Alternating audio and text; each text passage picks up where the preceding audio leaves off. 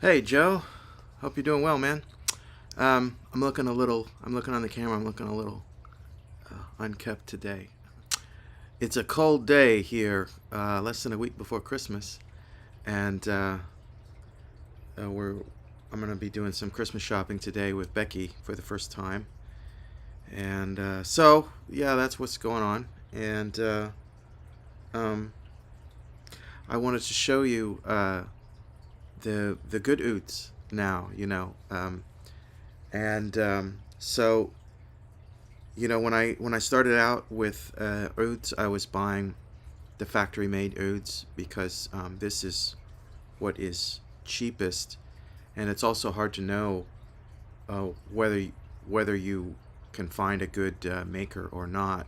You know, there's lots of expensive ouds, lots of expensive makers, but until you know, you don't know. Um, the first oud that I bought uh, was a Palestinian oud, and it was made by a guy probably in the Jerusalem area. I bought it in the old city, and it had some problems, but I had it fixed up by Najib Shaheen, who is a he's one of the Shaheen brothers, and he's very important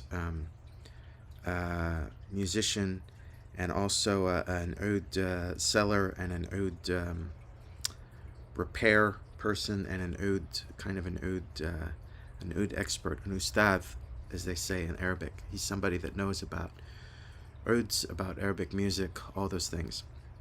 And he got my first oud fixed up for me, uh, so that it was decent. And then I bought my second oud from him, which was a Turkish oud, and it was a little bit on the small side. And that's what I wound up recording verse with, which was my first album that I ever made and released. And that oud had a really nice sound, but it was small. It was a small sound. It's great for recording, but when I got my band together in 2003, 2004, it was just impossible to compete with the four, five, six other members that we had at the time. I was always getting drowned out by my own band, so that sort of put me in mind for a louder instrument, better, more volume. And then I got into the sukars, as you saw, and that sukar did me pretty well. I also had a Turkish oud for a while that was a high-end factory-made jobber that it was nice, but it has a different sound than the Arabic sound, and I wanted a proper Arabic oud. So around 2012, I found a website called Oud Nazih Ghadban, and this was a Lebanese maker of ouds, and I contacted him and started talking to him about prices, and his stuff is handmade, and he's a maker, so this is a different level and a different thing. And I didn't really have any idea really what his oud sounded like, although there were videos and they sounded decent, but they just looked amazing to me. And I thought, and it seemed like there was a lot of people that knew about him and played his instruments. And I thought, okay, well, if they look that good and there's a lot of people that are playing them, and they sound decent on the videos, let's just take the leap. So I got in touch with my friend Pierre, who goes to Lebanon all the time, and I said, hey man, I don't know what you have going on right now, but there's this oud maker in Ras Baalbek, and I'm really interested in his ouds, and I was wondering if there's any way that you could go and meet with him, and maybe I could give you the money to buy the instrument, and then when you're coming back to the States, you could bring it with you.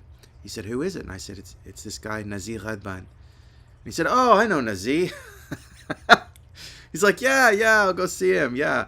And Pierre was instrumental in me getting my first really, really great instrument. So that's this one here. And this is a 6 course standard Syrian style oud. I was interested in it when I saw the pictures on his website. It didn't have a rosette, so I thought, okay, good. So that means just a little bit more sound for your for your for your instrument, and it looked really nice. And also, it was a reasonable price. You know, it was one of his cheaper.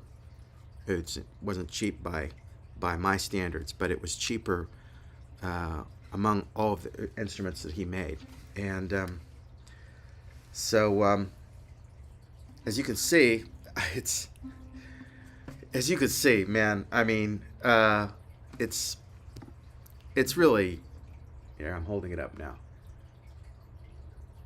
Well, it looks pretty good on the camera. It doesn't look too bad the way that the light is. But this oud, man, I have taken this oud to the Middle East. I have traveled with it. I have recorded with it. I have done concerts with it, outdoor, indoor. I've done session work for people, and I have just really put this thing through its paces, and it's held up beautifully. I'm sorry to say that you can see damage. You can see just the wear and tear that I have put on it. I'm going to hold it up to the camera here so you can see. You see that area where my picking wore away on the face, and I'm going to play it here in a little bit. These are old strings. They need to be replaced. It's been in its case because I have new instruments now, and I've been neglecting it a little bit. But I recorded verse 2 on this, and our upcoming album, the debut album with my band, is on this, and it has a great sound. I fell in love with it as soon as I got it.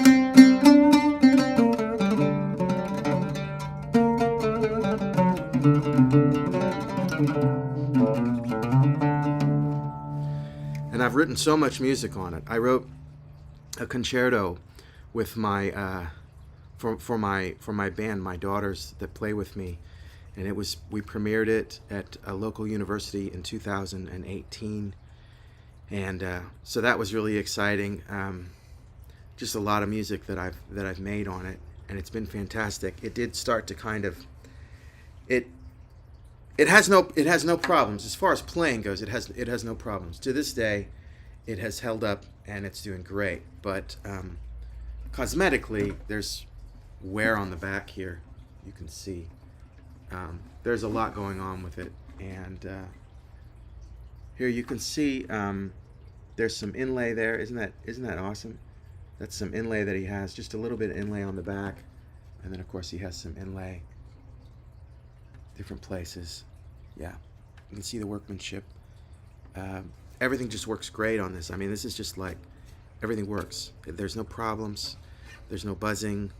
The neck, after 10 years of playing the heck out of this thing, the neck is beautiful, and so it's really just a fantastic instrument.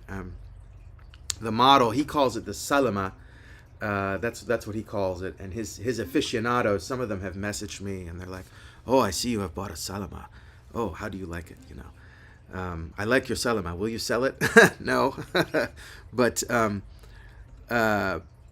I called it the Princess because when it came home, I told my girls, I was like, "Listen, this is a princess. Okay, you need to think of it like royalty. So don't even touch it. Don't even go near it. You know." If it's in your way, come and tell me. I'll move it. Don't pick it up and move it. You know, if they were little at the time, they'd be laughing at me now if they heard me say that. But anyway, it's been a fantastic instrument. So I'm gonna try and play something on it for you. I want to play some rep so you can hear that, and then I may play one of my pieces so you can hear that too. I've done a lot of composing on it, but also a lot of performing. Here we go. This is the Princess, my first Ghadban oud. And to everybody else, I know, Joe, you're not headed in the oud direction, but for everybody else who stumbles on this, there are a lot of great makers, oud makers in the Middle East. I don't know all of them, but as far as what I do know, uh, Ghadban, Nazih Ghadban is just a fantastic maker, and I can't recommend him enough. So here we go. This song is a classical Syrian song. It's in the form called the muwasha.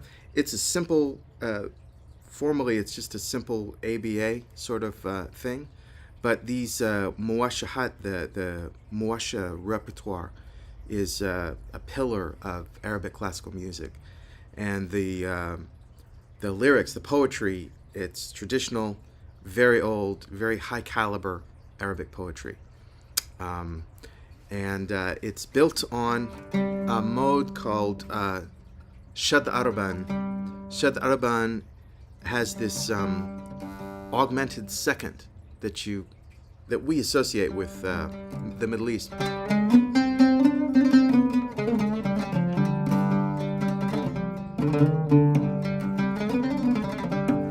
But it shifts between that and what's called bayati nawa, which would be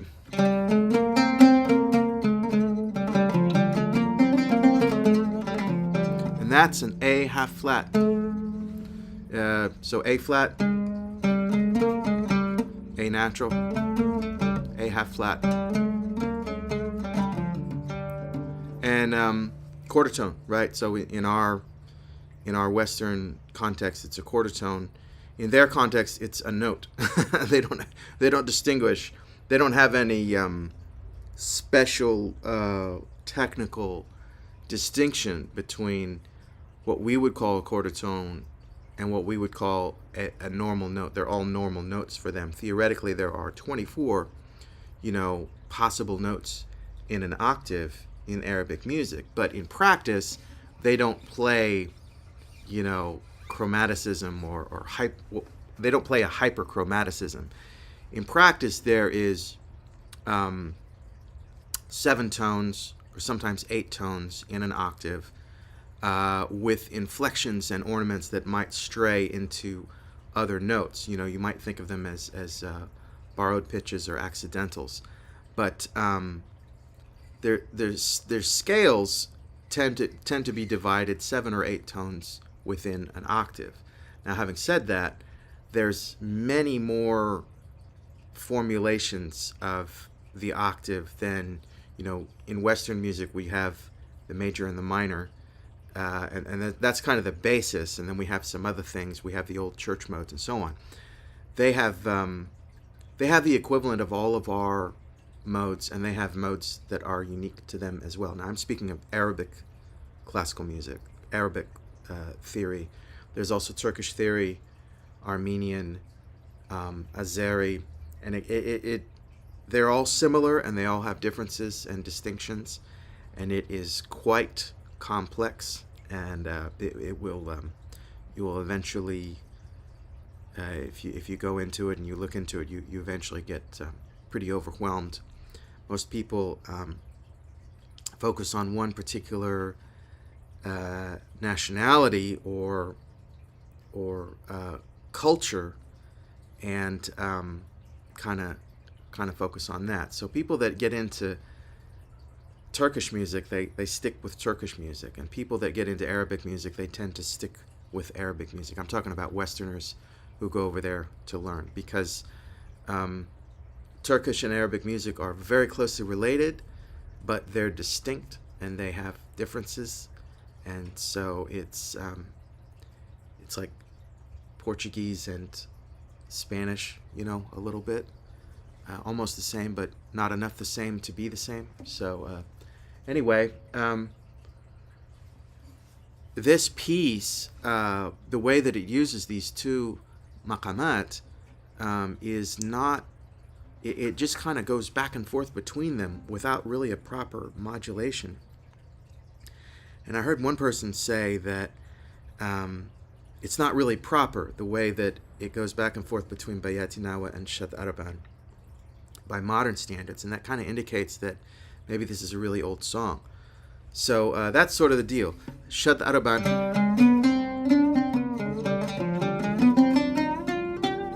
and Bayati Nawa.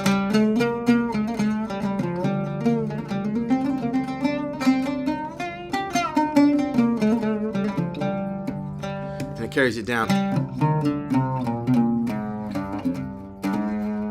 There's the A half flat down there. So this is Ya Dhal Qawam, Syrian Muwashsha. You may hear me sing a little bit of it. Who knows? Here we go.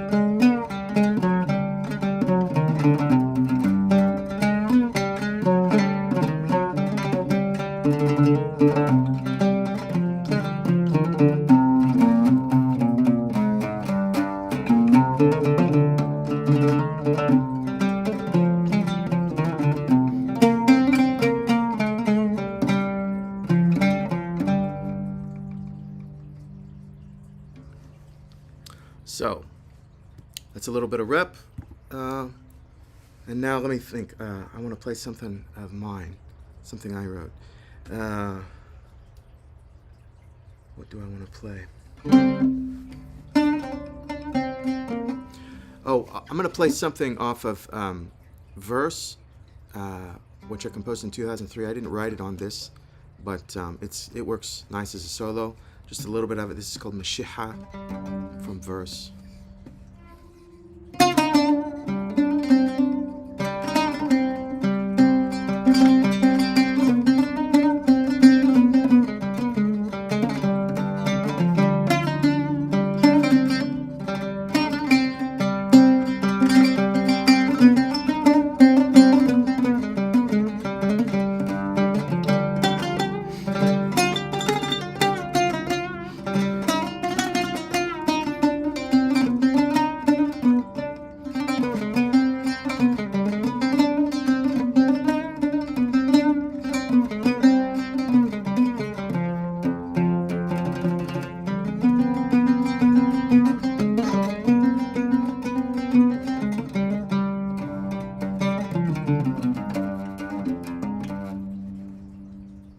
That's a little bit of my stuff. Okay, so yeah, this is no longer my main squeeze. I've got the new one now, and it's better in every way. But this is a great instrument. It's a great backup. It needs new strings, and it probably needs to be cleaned up a little bit. But anyway, here it is. Hope you're doing well, man. I'm waiting for more videos from you. So hopefully this will kind of light a fire for you. You send me something pretty soon. And if I don't see you or hear from you between now and next Sunday, then Merry Christmas, and give my best to Anna. All right, man. Take care.